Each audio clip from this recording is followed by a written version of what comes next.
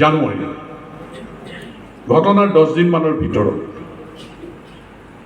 আৰু গোটেই ঘটনা শুনি তেওঁ কৈছিল যে এতিয়া জংগল ৰাজ চল ৰহা হে প্ৰশাসন সামৰিক বাহিনী সবকে মাতি অল আউট অপাৰেশ্যন ঘোষণা কৰিছিল সেইদিনা অসমত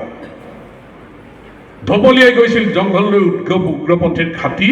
উৎখাত কৰিবৰ কাৰণে বহু উগ্ৰপন্থী হাত দাঙি দিছিল চাৰেণ্ডাৰ কৰিছিল আলোচনাৰ মেজলৈ আহিছিল সেই ধৰি এইখন অসম শান্তিৰ অসম হৈছে সেই ধৰি অসমত অশান্তি জৰ্জৰিত পৰিৱেশ দূৰ হৈ আজি শান্তিৰ অসম প্ৰগতিৰ অসম হৈছে আজি এইখন অসমত সাম্প্ৰদায়িক সংঘৰ্ষ নাই এইখন অসমত জনগোষ্ঠীৰ ভিত্তিত সন্দেহ বিশ্বাস নাই এইখন অসমত আজি মৰম চেনেহ সমন্বয় সম্প্ৰীতিৰে আস্থাৰ অসম বিশ্বাসৰ অসম ভাৰতীয় জনতা পাৰ্টীৰ নেতৃত্বৰ চৰকাৰখনে কৰিছে